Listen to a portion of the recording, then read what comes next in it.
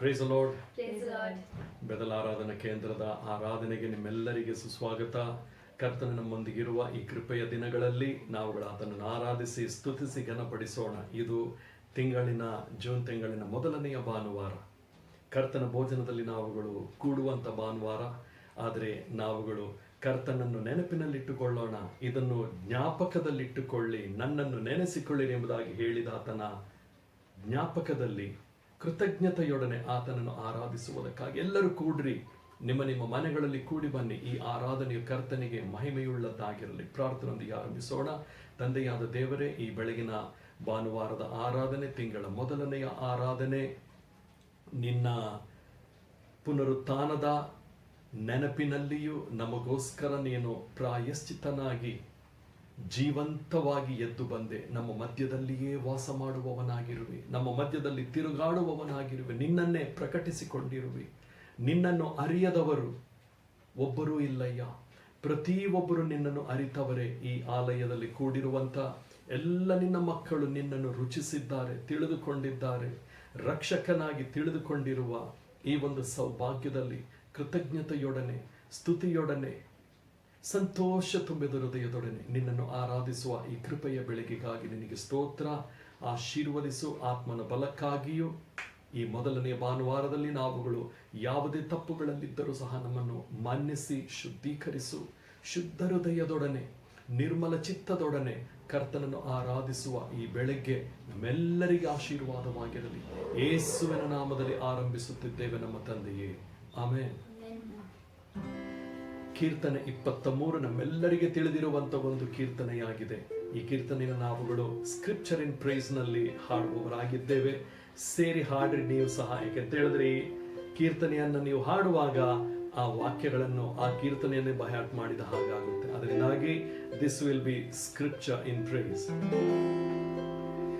ಯೆಹೋವನು ನನಗೆ ಕುರುಬನು, ಕೊರತೆ ಪಾಡೆನು, ಆತನು ಹಸಿರು ಗಾವಲುಗಳಲ್ಲಿ ನನ್ನನ್ನು ತಂಗಿಸುತ್ತಾನೆ. ವಿಶ್ರಾಂತಿಕರವಾದ ನೀರುಗಳ ಬಳಿಗೆ ನನ್ನನ್ನು ಬಾರ ಮಾಡುತ್ತಾನೆ. ನನ್ನ ಪ್ರಾಣವನ್ನು ಉಜ್ಜೀವಿಸ ಮಾಡಿ ನನ್ನ ಹೆಸರಿಗೆ ತಕ್ಕಂತೆ ನೀತಿ ಮಾರ್ಗದಲ್ಲಿ ನಡೆಸುತ್ತಾನೆ. ನಾನು ಕಾರ್ಗತ್ತಲಿನ ಕಣಿವೆಯಲ್ಲಿ ನಡೆಯುವಾಗಲೂ ನೀನು ಹತ್ತಿರವಿರುವುದರಿಂದ ಕೇಳಿಗೆ ಹೆದರೇನು. ನಿನ್ನ ದೊಣ್ಣೆಯು ನಿನ್ನ ಕೋಲು ನನಗೆ ಧೈರ್ಯ ಕೊಡುತ್ತದೆ. ಬಲಿಗಳ ಮುಂದೆ ನೀನು ಔತಣವನ್ನು ಸಿದ್ಧಪಡಿಸುತ್ತೆ. ನನ್ನ ತಲೆಗೆ ತೈಲವನ್ನು ಹಚ್ಚಿಸುತ್ತಿ, ನನ್ನ ಪಾತ್ರೆಗೆ ತುಂಬಿ ಹೊರಸೂಸುತ್ತಾನೆ. ನಿಶ್ಚಯವಾಗಿ ನನ್ನ ಜೀವಮಾನವೆಲ್ಲ ಶುಭವೂ ಕೃಪೆಯು ನನ್ನನ್ನು ಹಿಂಬಾಲಿಸುವುದು. ನಾನು ಸದಾಕಾಲವೂ ಯೆಹೋವನ ಮಂದಿರದಲ್ಲಿ ವಾಸಿಸುವೆನು. ನಾನು ಕಾರ್ಗತ್ತಲಿನ ಕಣಿವೆಯಲ್ಲಿ ನಡೆಯುವಾಗಲೂ ನೀನು ಹತ್ತಿರವಿರುವುದರಿಂದ ಕೇಳಿಗೆ ಹೆದರೇನು. ನಿನ್ನ ದೊಣ್ಣೆಯು ನಿನ್ನ ಕೋಲು ನನಗೆ ಧೈರ್ಯ ಕೊಡುತ್ತದೆ. ಬಲಿಗಳ ಮುಂದೆ ನೀನು ಔತಣವನ್ನು ಸಿದ್ಧಪಡಿಸುತ್ತೆ. ನಾನು ಸದಾಕಾಲವೂ ಯೆಹೋವನ ಮಂದಿರದಲ್ಲಿ ವಾಸಿಸುವೆನು. ನಾನು ಕಾರ್ಗತ್ತಲಿನ ಕಣಿವೆಯಲ್ಲಿ ನಡೆಯುವಾಗಲೂ ನೀನು ಹತ್ತಿರವಿರುವುದರಿಂದ ಕೇಳಿಗೆ ಹೆದರೇನು. ನಿನ್ನ ದೊಣ್ಣೆಯು ನಿನ್ನ ಕೋಲು ನನಗೆ ಧೈರ್ಯ ಕೊಡುತ್ತದೆ. ಬಲಿಗಳ ಮುಂದೆ ನೀನು ಔತಣವನ್ನು ಸಿದ್ಧಪಡಿಸುತ್ತೆ. ನಾನು ಸದಾಕಾಲವೂ ಯೆಹೋವನ ಮಂದಿರದಲ್ಲಿ ವಾಸಿಸುವೆನು.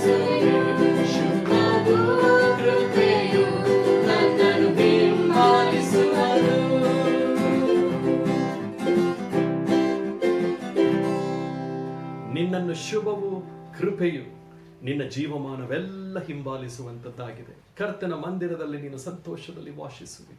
ಆ ಮಂದಿರ ನೀನೇ. ದೇವರು ನಿನ್ನನ್ನು ಆಶೀರ್ವದಿಸಲಿ. ಕೀರ್ತನೆ 46 1ನೇ ವಾಕ್ಯ ಹೀಗೆ ಹೇಳುವಂಥದ್ದಾಗಿದೆ, ದೇವರೇ ನನಗೆ ಆಶ್ರಯ ದುರ್ಗವಾಗಿದ್ದಾನೆ. ಇಕ್ಕಟ್ಟಿನ ದಿನಗಳಲ್ಲಿ, ಇಕ್ಕಟ್ಟಿನ ಸಮಯದಲ್ಲಿ ಆತನೇ ನನಗೆ ವಿಶೇಷವಾದ ಪರಿಹಾರಿ. ಆದ್ದರಿಂದಾಗಿ ಕೀರ್ತನೆ 46 1ನೇ ವಾಕ್ಯ ಸ್ಕ್ರಿಪ್ಚರ್ ಇನ್ ಪ್ರೈಸ್ ಮಾಡೋಣ. ಕರ್ತನ ನಮಗೆ ಆಶ್ರಯ ದುರ್ಗವಾಗಿದ್ದಾನೆ. ನಿನ್ನ ಯಾವುದೇ ಶೋಧನೆಗಳಾಗಿ, ಇಕ್ಕಟ್ಟಿನ ದಿನಗಳಲ್ಲಿ, ನಿನಗೆ ದಾರಿಯ ತೋಚದಂತ ಆ ದಿನಗಳಲ್ಲಿ ನಿನಗೆ ವಿಶೇಷವಾದ ಸಹಾಯಕನು ಆತನೇ, ಪರಿಹಾರಿಯು ಆತನೇ. ಆತನೆಂದಿಗೂ ಕೈ ಬಿಡುವುದಿಲ್ಲ. ಯೇಸುವೆ ಎಂಬುದಾಗಿ ಕೂಗಿಕೊಂಡಾಗ ಕರ್ತನ ನಿನಗೆ ಮಹಾ ಸಮೀಪನೇ. ಆರಾಧಿಸೋಣವಾ? ಸೇರಿ ಆರಾಧಿಸೋಣ. ದೇವರು ನಮಗಾಶ್ರಯ ದುರ್ಗವಾಗಿದ್ದಾನೆ. ಆತನು ಈ ಕಟ್ಟಿನಲ್ಲಿ ನಮಗೆ ವಿಶೇಷ ಸಹಾಯಕನು. ದೇವರು ನಮಗಾಶ್ರಯ ದುರ್ಗವಾಗಿದ್ದಾನೆ.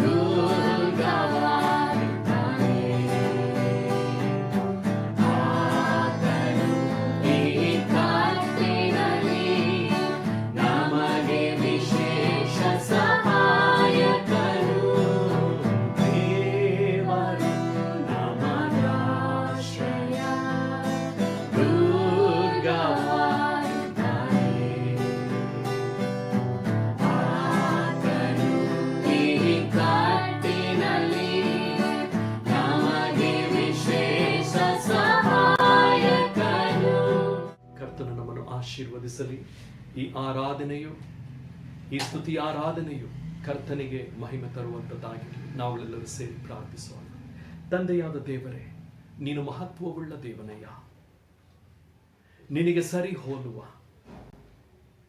ನಿನ್ನನ್ನು ಘನಪಡಿಸುವ, ನಿನ್ನ ನಾಮವನ್ನು ಅತೀ ಉನ್ನತದಲ್ಲಿ ನಾವುಗಳು ಕಾಣುವ ಈ ಸ್ತುತಿ ಆರಾಧನೆಯನ್ನು ನಿನ್ನ ಮಕ್ಕಳೊಂದಿಗೆ ಸೇರಿ ನೀನು ನಿನ್ನ ಪರಿಶುದ್ಧ ರಕ್ತದಲ್ಲಿ ಏಸಯ್ಯ ಕೊಂಡುಕೊಂಡಿರುವ ಮಕ್ಕಳಾಗಿರುವವರೊಂದಿಗೆ ಸೇರಿ ನಾವುಗಳು ನಿನ್ನನ್ನು ಆರಾಧಿಸುತ್ತಿದ್ದೇವೆ.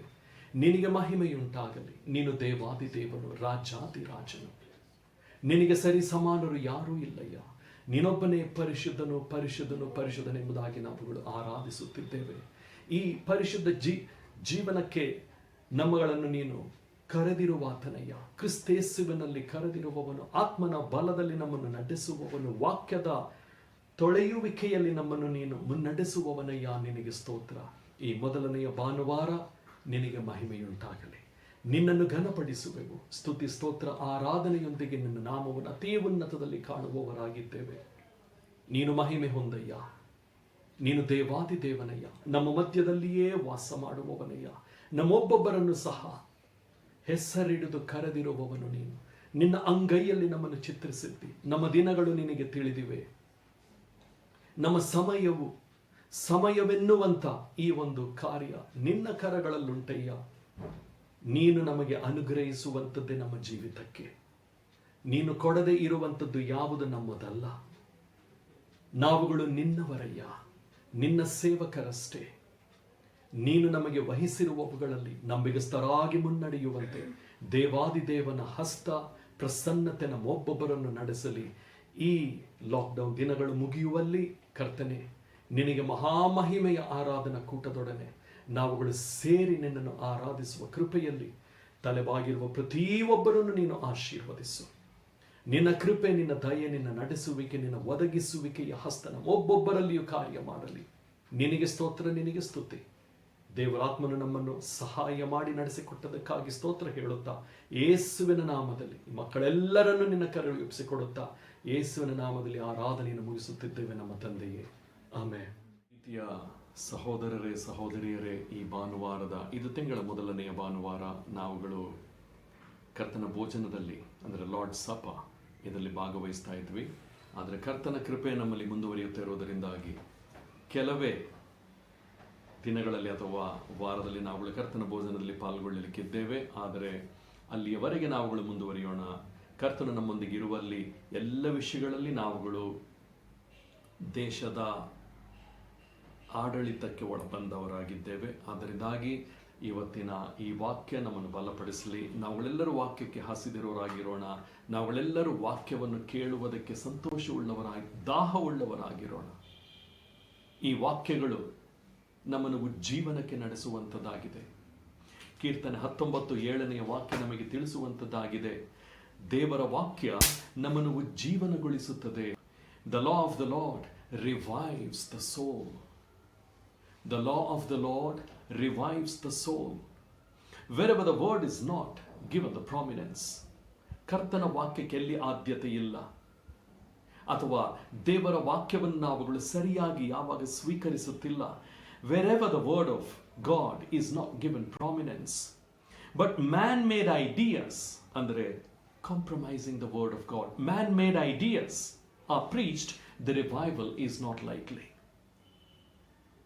ರಿವೈವಲ್ ಎನ್ನುವ ವಿಷಯ ಅಥವಾ ಉಜ್ಜೀವನ ಎನ್ನುವ ವಿಷಯ ಯಾವಾಗ ವಾಕ್ಯಕ್ಕೆ ಆದ್ಯತೆ ಇಲ್ಲ, ಅಲ್ಲಿ ಉಜ್ಜೀವನ ಸಾಧ್ಯವಾಗುವುದಿಲ್ಲ. ಯಾಕೆಂತ ಹೇಳಿದ್ರೆ ವಾಕ್ಯ ನಮ್ಮನ್ನು ಉಜ್ಜೀವನಗೊಳಿಸುವಂತದ್ದಾಗಿದೆ. ವಾಕ್ಯದಲ್ಲಿ ಉಜ್ಜೀವನವನ್ನು ದೇವರು ಅಡಗಿಸಿಟ್ಟಿದ್ದಾನೆ.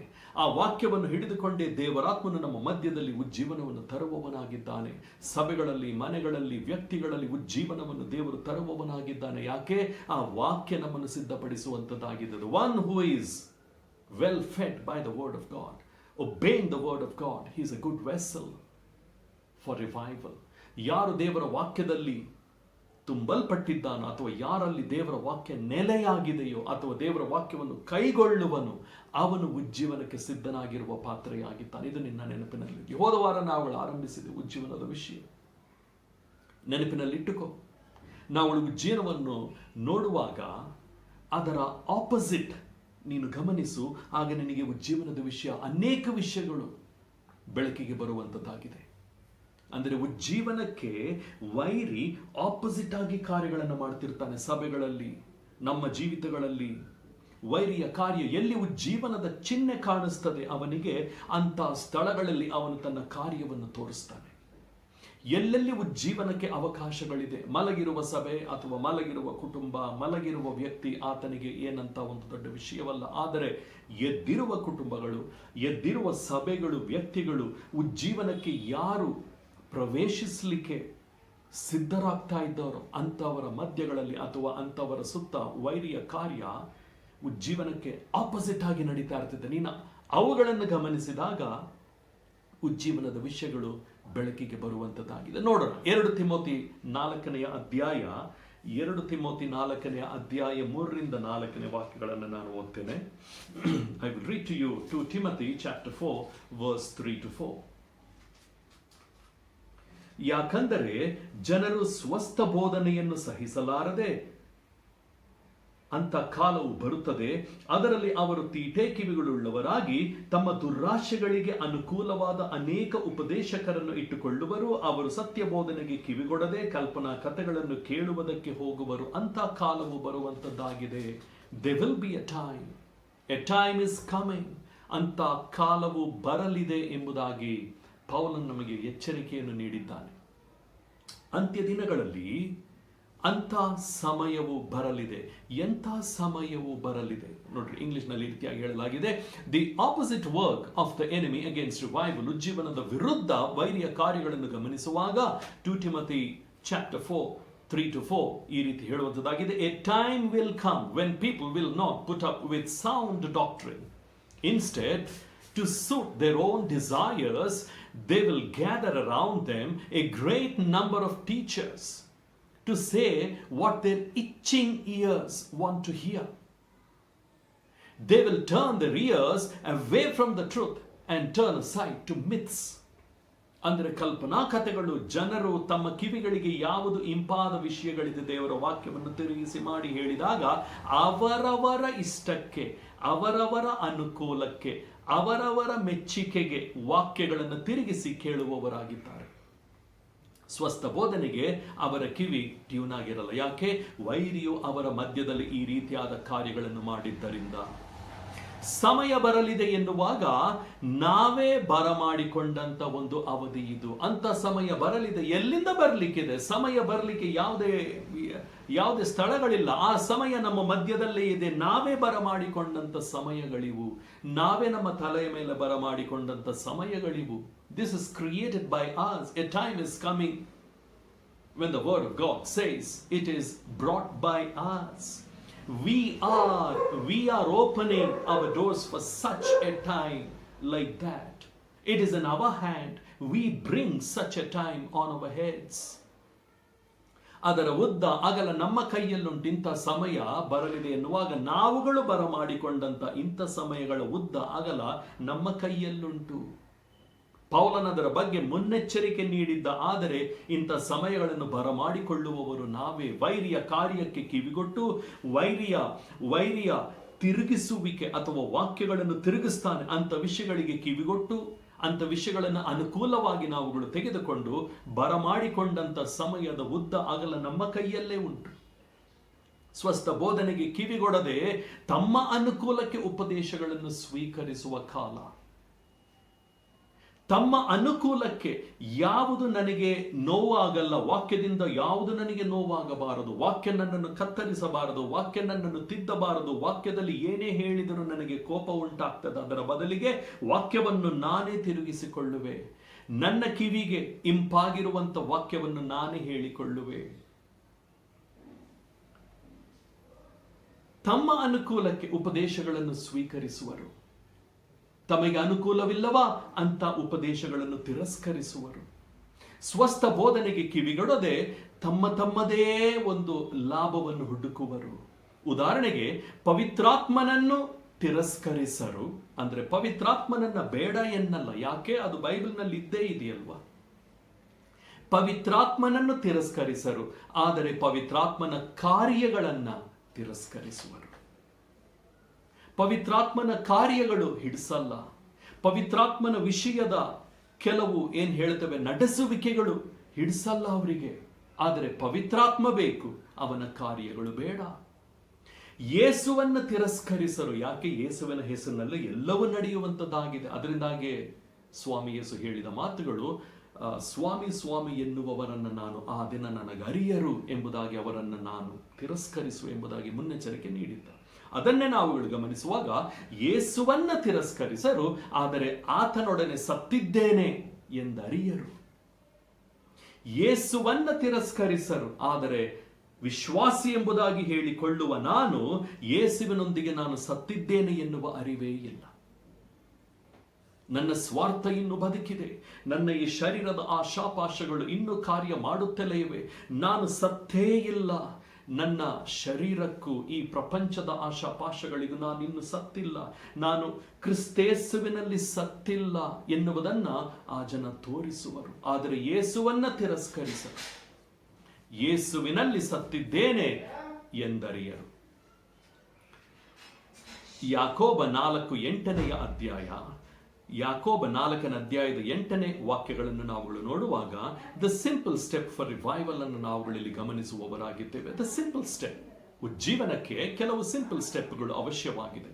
ಈ ಉಜ್ಜೀವನ ಎನ್ನುವಂತ ಕಾರ್ಯ ಅಥವಾ ರಿವೈವಲ್ ಎನ್ನುವ ಕಾರ್ಯ ನಾವುಗಳು ಉಜ್ಜೀವನಕ್ಕೆ ಪ್ರವೇಶಿಸಬೇಕಾದ್ರೆ ಇದೊಂದು ಸಿಂಪಲ್ ಸ್ಟೆಪ್ ನಮಗೆ ಅತ್ಯವಶ್ಯವಾಗಿದೆ. ಕರ್ತನಿಗೆ ಸಮೀಪತೆ, ಈ ಒಂದು ಸಿಂಪಲ್ ಸ್ಟೆಪ್. ಕರ್ತನಿಗೆ ಸಮೀಪತೆ ಅಥವಾ ಶುದ್ಧತೆ ಅಥವಾ ನಿರ್ಮಲತೆ. ಕರ್ತನಿಗೆ ಸಮೀಪತೆ ಎನ್ನುವಾಗ ಶುದ್ಧತೆ ಹಾಗೂ ನಿರ್ಮಲತೆಯನ್ನು ನಾವುಗಳು ಗಮನಿಸತಕ್ಕದ್ದಾಗಿದೆ. Come ಅಥವಾ draw near to God and he will come near to you. ಯಾಕೋಬ 4ನೇ ಅಧ್ಯಾಯದ 8ನೇ ವಾಕ್ಯಗಳಲ್ಲಿ ನಾವುಗಳು ನೋಡುವಾಗ come ಅಥವಾ draw near to God and he will come ಅಥವಾ draw near to you. Wash your hands, you sinners, and purify your hearts, you double-minded. ನಮ್ಮನ್ನು ನಾವುಗಳು ಶುದ್ಧಪಡಿಸಿಕೊಳ್ಳೋಣ, ನಮ್ಮನ್ನು ನಾವುಗಳು ಶುದ್ಧಪಡಿಸಿಕೊಳ್ಳೋಣ ಎನ್ನುವಂತ ಕರೆ ಇದು. ಯಾಕೋಬ ಅಥವಾ ಜೇಮ್ಸ್ ಚಾಪ್ಟರ್ 4 ವರ್ಸ್ 8 ನಾನು ಓದ್ತೇನೆ. ದೇವರ ಸಮೀಪಕ್ಕೆ ಬನ್ನಿರಿ, ಆಗ ಆತನು ನಿಮ್ಮ ಸಮೀಪಕ್ಕೆ ಬರುವನು. ಪಾಪಿಗಳೇ, ನಿಮ್ಮ ಕೈಗಳನ್ನು ಶುಚಿ ಮಾಡಿಕೊಳ್ಳಿರಿ. ಎರಡು ಮನಸ್ಸುಳ್ಳವರೇ, ನಿಮ್ಮ ಹೃದಯಗಳನ್ನು ನಿರ್ಮಲ ಮಾಡಿಕೊಳ್ಳಿರಿ. ಇದು ಉಜ್ಜೀವನಕ್ಕೆ ಸಿದ್ಧತೆ. ಯಾಕೆ? ದೇವರು ಸಮೀಪ ಬರುವವನಾಗಿದ್ದಾನೆ. ನಾನು ಯಾವಾಗ ಕರ್ತನ ಸಮೀಪಕ್ಕೆ ಬರುತ್ತೇನೆ, ಕರ್ತನು ನನ್ನ ಸಮೀಪ ಬರುವವನಾಗಿದ್ದಾನೆ. ಇದೇ ಉಜ್ಜೀವನ. When the Lord is among us, ನಮ್ಮ ಮಧ್ಯದಲ್ಲಿ ದೇವರು ತನ್ನ ಕಾರ್ಯಗಳನ್ನು ಮಾಡಿದಾಗ, ಮನುಷ್ಯನಿಗೆ ಅಸಾಧ್ಯವಾದ ಕಾರ್ಯಗಳನ್ನು ದೇವರು ಮಾಡಿ ತೋರಿಸಿದಾಗ, ಉಜ್ಜೀವನ ಎನ್ನುವಾಗ ಒಂದು ದೊಡ್ಡ ಅಳತೆಯಲ್ಲಿ, ದೊಡ್ಡ ಪ್ರಮಾಣದಲ್ಲಿ ದೇವರಾತ್ಮನ ಕಾರ್ಯ ಹೇಗೆ ಆಕ್ಟ್ಸ್ ಆಫ್ ದಿ ಅಪಾಸಲ್ಸ್ 2ನೇ ಚಾಪ್ಟರ್ ನಲ್ಲಿ ದೇವರಾತ್ಮನು ಇಳಿದು ಬಂದಾಗ ಸಭೆ ಆರಂಭವಾಯಿತು, ಆತ್ಮನ ವರಗಳು ಪ್ರಕಟವಾದವು. ದೇವರು ಸಭೆಯ ಮೇಲೆ ಅಥವಾ ಆಗ ಇದ್ದಂತ ಶಿಷ್ಯರ ಮೇಲೆ, ಅಲ್ಲಿದ್ದಂತ ಜನಾಂಗದವರ ಮೇಲೆ ದೇವರಾತ್ಮನು ಇಳಿದು ಬಂದಾಗ ಹೇಗೆ ಸಭೆಯು ಆರಂಭವಾಯಿತು. It just exploded. ಆ ರೀತಿಯಾಗಿ ಉಜ್ಜೀವನದ ಕಾರ್ಯಗಳು, ಅಂತ್ಯ ದಿನಗಳಲ್ಲಿ ನನ್ನ ಆತ್ಮವನ್ನು ಸುರಿಸುವೆನು ಎಲ್ಲಾ ಮನುಷ್ಯರ ಮೇಲೆ, ನನ್ನ ಆತ್ಮವನ್ನು ಸುರಿಸುವೆನು. ಯಾತಕ್ಕಾಗಿ? ಆಗ ಮಹಾಕಾರ್ಯಗಳು, ಸುವಾರ್ತೆ ಹಿಂದೆಂದು ಕಾಣದಂತ ದೊಡ್ಡ ಪ್ರಮಾಣದ ಕಾರ್ಯಗಳು, ಅದ್ಭುತ ಕಾರ್ಯಗಳು, ದೇವರಾತ್ಮನ ನಮ್ಮ ಮಧ್ಯದಲ್ಲಿದನೆಂಬುದಾಗಿ ಅನ್ಯರು ಗುರುತಿಸಿಕೊಳ್ಳುವಂತ ಕಾರ್ಯಗಳನ್ನು ದೇವರಾತ್ಮನ ನಮ್ಮಗಳ ಮುಖಾಂತರ ಮಾಡುವುದಕ್ಕಾಗಿ ಈ ಉಜ್ಜೀವನ. ನಾವುಗಳು ಶುಚಿ ಮಾಡಿಕೊಳ್ಳದೆ, ನಿರ್ಮಲತೆಗೆ ನಾವುಗಳು ಇನ್ನು ಬರದೆ, ಇನ್ನು ನಮ್ಮ ಹಳೆಯ ಕಾರ್ಯಗಳಲ್ಲಿ ಇದ್ದಾಗ ದೇವರಾತ್ಮನು ಜೀವನಕ್ಕಾಗಿ ನಾವುಗಳು ಎಷ್ಟೇ ಕಾದರೂ ಸಹ ದೇವರಾತ್ಮನು ನೀನಿನ್ನು ಸಿದ್ಧನಾಗಿಲ್ಲ ಎನ್ನುವ ಮಾತೆ ನಮಗೆ ಅಪ್ಲೈ ಆಗ್ತದೆ ಹೊರತು ಉಜ್ಜೀವನಕ್ಕೆ ನಾವುಗಳು ರೆಡಿಯಾಗಿರಲ್ಲ ಎನ್ನುವಾಗ ಅದು ದುಃಖಕರವಾದಂಥ ವಿಷಯವಾಗಿದೆ. ನನ್ನ ಸಹೋದರನೇ, ನನ್ನ ಸಹೋದರಿಯೇ, ನಾವುಗಳು ದೇವರ ವಾಕ್ಯದಲ್ಲಿ ಸಿದ್ಧಗೊಂಡಾಗ, ದೇವರ ವಾಕ್ಯದಲ್ಲಿ ನಾವುಗಳು ಬೇರೂರಿ ನಿಂತುಕೊಂಡಾಗ, when the word of God lives in us, when we obey the word of God, ದೇವರ ಆತ್ಮನ ಚಲನೆಗೆ ವಾಕ್ಯದ ಪ್ರಕಾರ ನಾವುಗಳು ವಿಧೇಯರಾದಾಗ ಈ ಉಜ್ಜೀವನ ಕಾರ್ಯಗಳು ನಮ್ಮಲ್ಲಿ ನಿಂತು ಹೋಗುವುದೇ ಇಲ್ಲ. We are a good vessel for the revival of the Lord. ಕೀರ್ತನೆ 19 7ನೇ ವಾಕ್ಯ, the law of the Lord revives the soul ಎಂಬುದಾಗಿ ನೋಡಿದೆವು. ದೇವರ ವಾಕ್ಯ ನಮ್ಮನ್ನು ಉಜ್ಜೀವನಗೊಳಿಸುವ, ಅದರಿಂದಾಗಿ ವಾಕ್ಯದಲ್ಲಿ ನಾವುಗಳು ಬೆಳೆಯತಕ್ಕದ್ದಾಗಿದೆ. Wherever the word of God is not given prominence, ಅಂದರೆ ದೇವರ ವಾಕ್ಯಕ್ಕೆ ಪ್ರಾಮಿನೆನ್ಸ್ ಇಲ್ಲದಲ್ಲಿ, ಇಲ್ಲದ ಸಭೆಯಲ್ಲಿ, ಇಲ್ಲದ ಮನೆಗಳಲ್ಲಿ ಅಥವಾ ವ್ಯಕ್ತಿ ದೇವರ ವಾಕ್ಯಕ್ಕೆ ಕಿವಿಗೊಡದೇ ಇದ್ದಾಗ ಉಜ್ಜೀವನಕ್ಕೆ ಅವನು ನಾಟ್ ರೆಡಿ. ವಾಕ್ಯದಲ್ಲಿ ಸಿದ್ಧನಾಗದ ವ್ಯಕ್ತಿ ಉಜ್ಜೀವನಕ್ಕೆ ಸಿದ್ಧನಲ್ಲ ಎನ್ನುವುದನ್ನೇ ನಾವುಗಳು ತಿಳಿದುಕೊಳ್ಳತಕ್ಕದ್ದಾಗಿದೆ. ಕರ್ತನಿಗೆ ಸಮೀಪತೆ ಎನ್ನುವಾಗ, ಅಥವಾ draw near to God, come near to God ಎನ್ನುವಾಗ, ಕರ್ತನಿಗೆ ಸಮೀಪಿಸಿರಿ ಎನ್ನುವಾಗ, ಆ ಸಮೀಪತೆ ನಮ್ಮ ಶುದ್ಧತೆಯನ್ನು, ನಿರ್ಮಲತೆಯನ್ನು ಆ ವಾಕ್ಯವೇ ತಿಳಿಸುವಂತದ್ದಾಗಿದೆ. ನಿಮ್ಮನ್ನು ಶುಚಿ ಮಾಡಿಕೊಳ್ಳಿ ಅಥವಾ ಶುದ್ಧ ಮಾಡಿಕೊಳ್ಳಿ, ನಿರ್ಮಲ ಮನಸ್ಸಿನಲ್ಲಿರ್ರಿ, ಎರಡು ಮನಸ್ಸುಳ್ಳವರೆಂಬುದಾಗಿ ಹೇಳುವಾಗ, ಎರಡು ಮನಸ್ಸಾಗಿದೆ. ಒಂದು ಕ್ರಿಸ್ತನನ್ನು ಹಿಂಬಾಲಿಸುವಂಥದ್ದು, ಮತ್ತೊಂದಾಗಿದೆ ಶರೀರದ ಆಶಯಗಳನ್ನು ಹಿಂಬಾಲಿಸುವಂಥದ್ದು. ಎರಡು ಮನಸ್ಸುಳ್ಳವರಾಗಿ ನಾವುಗಳಿರ್ಲಿಕ್ಕೆ ಸಾಧ್ಯವಿಲ್ಲ, ಉಜ್ಜೀವನಲ್ಲಿ ಸಾಧ್ಯವಾಗಲ್ಲ. ಎರಡು ಮನಸ್ಸಿದ್ದರೆ, ದೇವರ ವಾಕ್ಯ ಹೇಳ್ತದೆ ನೋಡ್ರಿ, ಎರಡು ಮನಸ್ಸುಳ್ಳವರೇ ನಿಮ್ಮ ಹೃದಯಗಳನ್ನು ನಿರ್ಮಲ ಮಾಡಿಕೊಳ್ಳಿ ಅಂತ ಹೇಳಿದ್ರೆ, ಇಲ್ಲಿಯವರೆಗೆ ನಾನು ಶಾರೀರಿಕವಾಗಿ ಅಥವಾ ಪ್ರಾಪಂಚಿಕವಾಗಿ ವೈರಿಯ ದುಷ್ಪ್ರೇರಣೆಗಳಿಗೆ ನಾನು ಒಳಬಿದ್ದು ನಡೆದದ್ದು ಸಾಕು. ಇನ್ನು ಮೇಲೆ ನಿಮ್ಮನ್ನು ನಿರ್ಮಲತೆಗೂ ಶುದ್ಧತೆಗೂ ನಿಮ್ಮನ್ನು ಒಳಪಡಿಸಿಕೊಂಡು ದೇವರಾತ್ಮನಲ್ಲಿ ಯೇಸುವಿನ ಪರಿಶುದ್ಧ ರಕ್ತದಿಂದ ತೊಳೆಯಲ್ಪಟ್ಟವರಾಗಿ ಕ್ರಿಸ್ತನನ್ನು ಹಿಂಬಾಲಿಸಿರಿ. ಎರಡು ಮನಸ್ಸುಳ್ಳವರಾಗಿ ಇರಬೇಡಿರಿ, ನೀವು ಕರ್ತನಿಗೆ ಸಮೀಪಿಸಿರಿ, ಕರ್ತನಲ್ಲಿ ಸಿದ್ಧಗೊಳ್ಳಿರಿ ಎನ್ನುವಂಥ ವಾಕ್ಯಗಳನ್ನು ನಾವುಗಳು ಗಮನಿಸುವವರಾಗಿದ್ದೇವೆ. ಆದ್ರಿಂದಾಗಿ ನಾವುಗಳು ನೋಡುವಂಥ ವಿಷಯ, ದಿ ಆಪೋಸಿಟ್ ಯಾವುದು? ದೇವರ ಈ ಉಜ್ಜೀವನಕ್ಕೆ ಅಥವಾ ಕರ್ತನ ಆತ್ಮನು ನಮ್ಮ ಮಧ್ಯದಲ್ಲಿ ತರುವಂತ ಈ ಉಜ್ಜೀವನಕ್ಕೆ ವಿರುದ್ಧವಾಗಿ ವೈರಿ ಕೆಲವು ಕಾರ್ಯಗಳನ್ನು ಮಾಡ್ತಾನೆ. ಇಂಥ ಕಾರ್ಯಗಳನ್ನು ನಾವುಗಳು ನೋಡುವಾಗ ನಾವುಗಳು ಇದು ಉಜ್ಜೀವನಕ್ಕೆ ತಡೆ ಎನ್ನುವಂಥದ್ದು ಅಂತ ಹೇಳಿದ್ರೆ, ಅಂಥ ಒಂದು ಕಾಲದಲ್ಲಿ ದೇವ ಎನ್ನುವಂಥದ್ದು ನಮಗೆ ಅರ್ಥವಾಗ್ತದೆ. ಹೇಗೆ? ಇಂಥ ಸಮಯ ಬರಲಿದೆ ಎಂಬುದಾಗಿ ನಾವುಗಳು ನೋಡಿದ್ವಿ. ಅದು ನಾವುಗಳೇ ಬರಮಾಡಿಕೊಂಡಂತ ಒಂದು ಅವಧಿ. ಅದರ ಉದ್ದಾಗಲ ನಮ್ಮ ಕೈಯಲ್ಲೇ ಇದೆ. ಸ್ವಸ್ಥ ಬೋಧನೆಗೆ ಕಿವಿಗೊಡದೆ ತಮ್ಮ ಅನುಕೂಲಕ್ಕೆ ಉಪದೇಶಗಳನ್ನು ಸ್ವೀಕರಿಸುವಂಥದ್ದು ಮತ್ತೊಂದಾಗಿದೆ. ಉದಾಹರಣೆಗೆ, ಪವಿತ್ರಾತ್ಮನನ್ನು ತಿರಸ್ಕರಿಸರು, ಆದರೆ ಪವಿತ್ರಾತ್ಮನ ಕಾರ್ಯಗಳನ್ನು ತಿರಸ್ಕರಿಸುವರು. ಯೇಸುವನ್ನು ತಿರಸ್ಕರಿಸರು, ಆದರೆ ಯೇಸುವಿನೊಡನೆ ಸತ್ತಿದ್ದೇನೆ ಎನ್ನುವುದನ್ನ ಅರಿಯರು ಎನ್ನುವಂತ ಕಾಲವಿದು. ನನ್ನ ಅನುಕೂಲಕ್ಕೆ ನಾನು ದೇವರ ವಾಕ್ಯವನ್ನ ತಿರುಗಿಸಿಕೊಳ್ಳುವಂಥದ್ದಾಗಿದೆ. ದೇವರ ವಾಕ್ಯದ ಪ್ರಾಮಿಸ್ಗಳು ಬೇಕು, ದೇವರ ವಾಕ್ಯದ ಕಂಡೀಷನ್ಗಳು ಅಥವಾ ಕಮಾಂಡ್ಸ್, ಅವುಗಳಿಗೆ ನಾನು ಕಿವಿಗೊಡೆನು. ದೇವರ ವಾಕ್ಯದ ಲಾಭ ಬೇಕು, ಆದರೆ ದೇವರ ವಾಕ್ಯಕ್ಕೆ ನನ್ನನ್ನು ಒಪ್ಪಿಸಿಕೊಡುವುದಿಲ್ಲ. ಅಂತ್ಯ ದಿನಗಳಲ್ಲಿ ಇಂಥ ಒಂದು ಮನಸ್ಸು ವಿಶ್ವಾಸಿಗಳ ಮಧ್ಯದಲ್ಲಿ ಸೈತಾನನು ಕಲ್ಪಿಸುವವನಾಗಿದ್ದಾನೆ ಅಥವಾ ಕ್ರಿಯೇಟ್ ಮಾಡುವವನಾಗಿದ್ದಾನೆ. ಅಂಥವುಗಳಿಗೆ ನಾನು ಒಪ್ಪಿಸಕೂಡದು ನನ್ನನ್ನು. ಅವುಗಳಿಂದ ನಾನು ಹೊರಬಂದು ಕರ್ತನಿಗಾಗಿ ಜೀವಿಸತಕ್ಕದ್ದಾಗಿದೆ. ಕೊನೆಯದಾಗಿ ನೋಡುವಾಗ, thirst for the word and thirst for the Lord under the leading of the Holi Spirit, revival will never be missed. ಪುನಃ ಹೇಳ್ತೇನೆ, thirst for the word and thirst for the Lord under the leading of the Holi Spirit, you will never miss your revival. ವಾಕ್ಯದ ದಾಹ ಹಾಗೂ ಕರ್ತನ ದಾಹ, ಆತ್ಮನ ನಡೆಸುವಿಕೆಯಲ್ಲಿ ಒಳ್ಳೆಯ ನೆಲ ಉಜ್ಜೀವನಕ್ಕೆ. ಪುನಃ ಹೇಳ್ತಾನೆ, ವಾಕ್ಯದ ದಾಹ ಹಾಗೂ ಕರ್ತನ ದಾಹ ಆತ್ಮನ ನಡೆಸುವಿಕೆಯಲ್ಲಿ ಇರಬೇಕು. ನನ್ನಿಷ್ಟಕ್ಕೆ ವಾಕ್ಯ ಓದಿಕೊಳ್ಳೋದು ಹಾಗಲ್ಲ, ಆತ್ಮನ ನಡೆಸುವಿಕೆಯಲ್ಲಿ ಓದಿಕೊಳ್ಳತಕ್ಕದ್ದು. ಆತ್ಮನ ನಡೆಸುವಿಕೆಯಲ್ಲಿ ಈ ವಾಕ್ಯಕ್ಕೆ ವಿಧೇಯನಾಗುವಂಥದ್ದು. ಆಗೇನಾಗ್ತದೆ ಅಂತ ಹೇಳಿದ್ರೆ, ದೇವರ ಸಹಾಯದಲ್ಲಿ ಈ ವಿಷಯಗಳನ್ನು ನಾನು ಮಾಡಿದಾಗ, ಕ್ರಿಸ್ತೇಸುವನ್ನು ಅರಿತುಕೊಳ್ಳುವಾಗ ನಾನು ಆತ್ಮನ ಸಹಾಯದಿಂದ ಅರಿತುಕೊಳ್ಳತಕ್ಕದ್ದು. ಆತ್ಮನ ಹೊರಗೆ ನಾನು ಯೇಸುವನ್ನು ತಿಳ್ಕೊಳ್ಳುವಾಗ ಅದು ಬೇರೆ ಏನೋ ಆಗ್ತದೆ.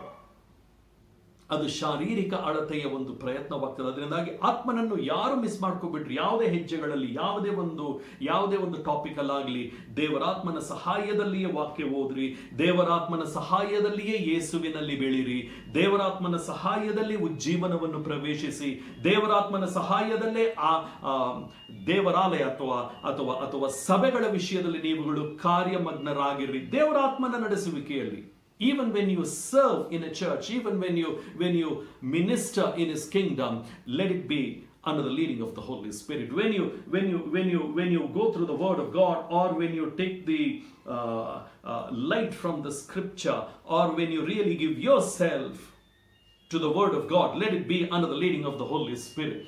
When you preach, or when you bring the gospel, let it be under the Holy Spirit. When you know the Lord Jesus Christ, or when you try to understand the Lord Jesus Christ, let it be done under the leading of the Holy Spirit. Then only things will be proper.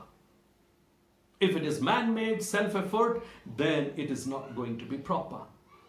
You will be misled.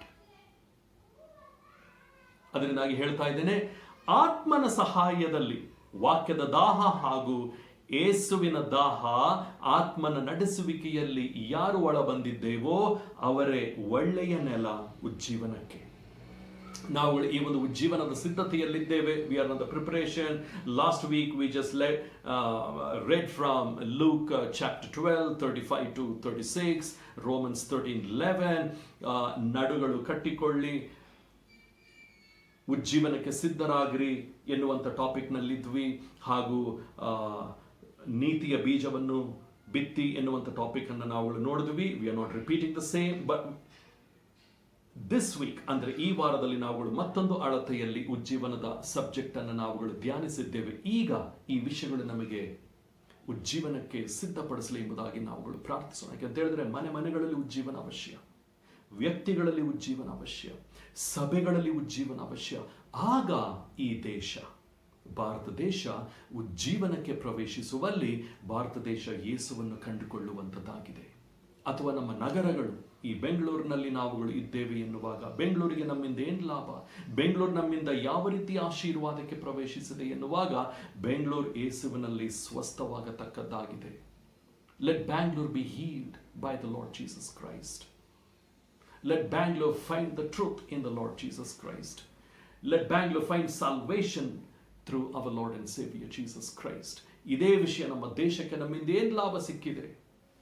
ಈ ದೇಶವನ್ನು ನಾವುಗಳು ಹೀರುವವರಾಗಿದ್ದೇವೋ ಅಥವಾ ನಮ್ಮಿಂದ ಈ ದೇಶಕ್ಕೆ ಆಶೀರ್ವಾದ ಉಂಟಾಗಿದೆಯಾ? ಇಲ್ಲಿರುವಂಥ ರೋಗಗಳು, ಇಲ್ಲಿರುವಂಥ ಅಸ್ವಸ್ಥತೆಗಳು, ಇಲ್ಲಿರುವಂಥ ಅನೇಕ ವಿಷಯಗಳು, ಕ್ರಮವಿಲ್ಲದ ವಿಷಯಗಳು, ಇಲ್ಲಿರುವಂಥ ಸ್ವಾರ್ಥತೆಗಳು ಅಥವಾ ಬೇರೆ ಯಾವುದೇ ರೀತಿಯ ಒಂದು ದೇಶದ ಹೊರೆಯಾಗಿರಲಿ, ಭಾರವಾಗಿರಲಿ, ವ್ಯಾಧಿಯಾಗಿರಲಿ, ಇದು ವಾಸಿಯಾಗಬೇಕಾದರೆ ಯೇಸುವಿನಲ್ಲಿ ಈ ದೇಶವನ್ನು ನಾವುಗಳು ಕಾಣತಕ್ಕದ್ದಾಗಿದೆ.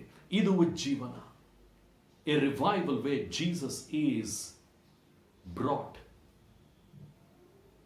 or where Jesus is seen on his throne, or where the kingdom of our Lord and Savior Jesus Christ is established in our midst. ನಮ್ಮ ದೇಶದಲ್ಲಿ ಯೇಸುವಿನ ರಾಜ್ಯಭಾರವನ್ನು ನಾವುಗಳು ಕಾಣತಕ್ಕದ್ದಾಗಿದೆ. ನೀವುಗಳು ಕೊರಿಯಾ ದೇಶವನ್ನು ನೋಡುವಾಗ ಕೊರಿಯಾ ದೇಶದಲ್ಲಿ ಹೆಚ್ಚಿನ ಜನಸಂಖ್ಯೆ ಕ್ರೈಸ್ತರೆಂಬುದಾಗಿ ಕಾಣುತ್ತೇವೆ. ದೀಸ್ ಆರ್ ದ ಸ್ಟ್ಯಾಟಿಸ್ಟಿಕ್ಸ್ ಅಂತ ಹೇಳಿದ್ರೆ ಇವು ಆ ದೇಶದ ಲೆಕ್ಕಾಚಾರ. ಇವತ್ತು ಕೊರಿಯಾ ದೇಶ